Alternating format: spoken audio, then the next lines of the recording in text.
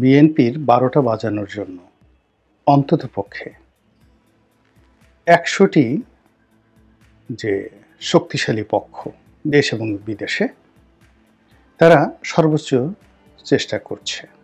কি চেষ্টা করছে? এই দলটির সুনাম এবং সুখ্যাতি যেন নষ্ট হয়। সুনাম এবং সুখ্যাতি নষ্ট হওয়ার জন্য জনগণ যেন অধৈর্য হয়ে পড়ে, দশমুখে বদনাম করে।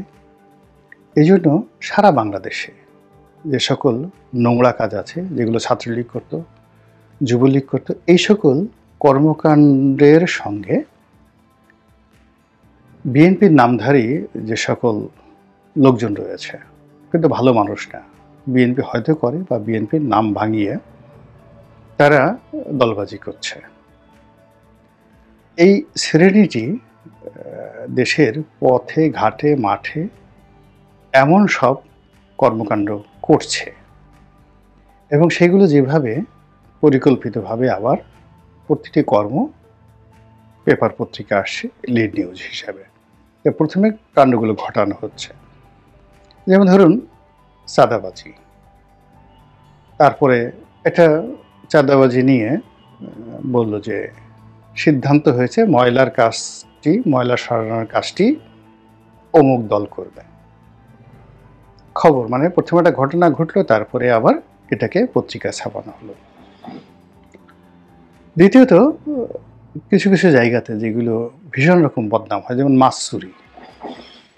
তো মাছ চুরি করবে, তারপরে গরু চুরি, ছাগল চুরি।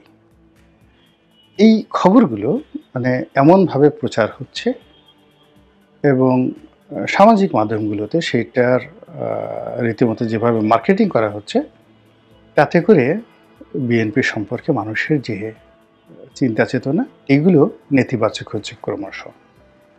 যেমন একটা খবরের প্রতি আপনাদের দৃষ্টি আকর্ষণ করি, সেটি হলো যে একজন আওয়ামী লীগ নেতা, সম্ভবত আওয়ামী লীগ না, ছাত্রলীগের সাধারণ সম্পাদক ছিল লেখক ভট্টাচার্য। তো খবরটা এমন আসছে যে লেখক ভট্টাচার্য পালিয়ে যাওয়ার আগে তার যে পুকুর, মাছ, ঘাট, এগুলো সব স্থানীয় জামাত নেতাদেরকে সে দিয়ে গেছে তদারক করার জন্য বা তাদের সঙ্গে শেয়ারে এই জিনিসগুলো ভাগাভাগি করার জন্য। এরপর দেখা গেল যে সেই লেখক ভট্টাচার্যের সেই পুকুর, মাঠ, ঘাটে এসে একদল লোক সেগুলো সব লুট করলো। বলা হচ্ছে ওরা বিএনপির লোক। পরবর্তীতে জামাতের যারা লোকজন সেখানে ছিল, সীমান্ত এলাকায়, সেখানে জামাত খুবই শক্তিশালী, তারা সেটা বাধা দিল। বাধা দেওয়ার পরে ধরুন সেখানে ৯৫,০০০ টাকার মাছ লুট করেছে, ১০,০০০ টাকা রেখে সেখানে ৮৫,০০০ টাকা ফেরত দিতে বাধ্য হয়েছে। কারা করেছে? বিএনপি করেছে। এই ধরনের খবর প্রতিনিয়ত ছাপা হচ্ছে। তো এর বাইরে অমুক বিএনপি নেতা, কিসের বিএনপি নেতা? মানে ধরুন একটা ইউনিয়নের ওয়ার্ড পর্যায়ের একজন যুবদলের একজন কর্মী পরিচয় দেয়। এখন জেলা কমিটি বা উপজেলা কমিটির কেউ হয়তো তাকে চেনেও না। ওই তার মাতুব্বরি ওয়ার্ড কেন্দ্রিক একটি ওয়ার্ডে সাধারণত ৩ থেকে ৩,৫০০ লোক থাকে। তো এরকম এক যুবদলের নেতা, সে নাকি মানে উপজেলা পর্যায়ের কোন এক নেতাকে তার বাড়িতে দাওয়াত করেছে, আর পাশের বাড়ি থেকে সে গরু ছিনিয়ে এনেছে বা চুরি করে এনেছে, আওয়ামী লীগের গরু। এবং এইগুলো আবার পত্রিকায় ছাপা হচ্ছে, আবার সেই খবরগুলো সোশ্যাল মিডিয়াতে ব্যাপক হারে বড় বড় মানুষ প্রচার করছে। ফলে বুঝতে পারেন যে বিএনপির যে জনপ্রিয়তা এবং বিএনপি সম্পর্কে মানুষের যে ধ্যান ধারণা, এটি কিভাবে দ্রুততার সঙ্গে কমে যাচ্ছে। তো এইগুলো একটা। ২ নম্বর হলো, আপনারা দেখবেন যে এই যে যারা চাঁদাবাজি করছে সারা বাংলাদেশে, তারা ইতিমধ্যেই হাজার হাজার একেবারে লাল টকটকে সবুজ, যত লেটেস্ট মোটরসাইকেল, রয়্যাল এনফিল্ড থেকে শুরু করে আরও দেশ বিদেশের যত সুন্দর সুন্দর মোটরসাইকেল, এগুলো তারা কিনে ফেলেছে হাজার হাজার। এবং এটা এত ভয়াবহ আকার ধারণ করেছে যে বিএনপির হাইকমান্ডের নজরে কিন্তু বিষয়টা এসেছে। ফলে হাইকমান্ডের যারা কর্তৃপক্ষ তারা কিন্তু আবার সেই স্কাইপিতে বলেছে যে এরকম চকচকে হুন্ডাওয়ালা কাউকে যদি দেখেন তাদেরকে দলে ভেড়াবেন না। এখন বোঝার চেষ্টা করুন যে কত দুর্বল এবং অসহায় একটা উক্তি।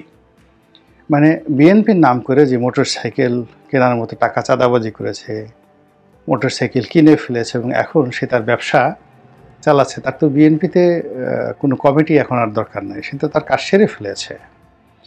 বরং সে যদি এখন জামাতের পক্ষে চলে যায়, আওয়ামী লীগের পক্ষে চলে যায়, তখন ওই সমস্ত এলাকায় বিএনপি ঢুকতেই পারবে না। এবং এই বিএনপির জন্য একটা যাকে বলা হয় ফাঁদ তৈরি হয়ে গেছে। এটা বিএনপি চাক বা না চাক, করুক বা না করুক, এই ফাঁদের কবলে পুরো সংগঠনটিকে দুর্ভোগ দুর্দশা পোহাতে হচ্ছে। এরপর যেটি হচ্ছে সেটি হলো ছাত্রলীগ, যুবলীগ, আওয়ামী লীগ, তাদেরকে আশ্রয় দেওয়া, প্রশ্রয় দেওয়া নিয়ে বাংলাদেশের দুটো রাজনৈতিক দল, বিশেষ তিনটি রাজনৈতিক শক্তি এই মুহূর্তে, সেটা হলো সমন্বয়ক যারা আছেন সরকারপন্থী, তারা যে নতুন রাজনৈতিক দল করতে চান তারা, দ্বিতীয়ত কোনো কোনো এলাকাতে জামাত, তৃতীয়ত বিএনপি, চতুর্থত জাতীয় পার্টি।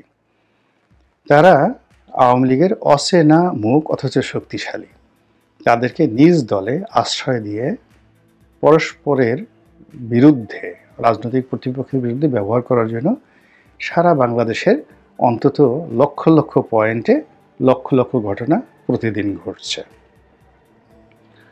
এবং এই ঘটনায় কে কতটা লাভবান হচ্ছে সেটা বলা যাচ্ছে না, কিন্তু বিএনপি এর দ্বারা মারাত্মকভাবে ক্ষতিগ্রস্ত হচ্ছে। কেননা দল করার জন্য, সংখ্যাগরিষ্ঠতা পাওয়ার জন্য বা ভোটের মাঠকে আকৃষ্ট করার জন্য বিএনপির এই মুহূর্তে আসলে আওয়ামী লীগের কোনো নেতাকর্মীর কোনো সহযোগিতা দরকার নেই। তো এই জিনিসগুলো হচ্ছে। এরপরে যেটি হচ্ছে সেটি হলো রাজপথের যে ছোট ছোট খুচরো দল আছে, সংগঠন আছে, এই যারা বাংলাদেশে দীর্ঘদিন ধরে, গত 20-30 বছর ধরে রীতিমতো মুনাফিক হিসাবে পরিচিত, এরা ডিজিএফের কাছ থেকে টাকা নিয়েছে। সে এরশাদ জমানা থেকেই হয়তো এদের অনেকের জীবন শুরু। কেউ গৃহপালিত বিরোধী দল হয়েছে, কেউ গালাগাল পার্টি হয়েছে, কেউ নাসনেওয়ালি পার্টি হয়েছে। এরকম 80-র দশক থেকে আজ অবধি বিভিন্ন গোয়েন্দা সংস্থার কাছ থেকে টাকা নেওয়া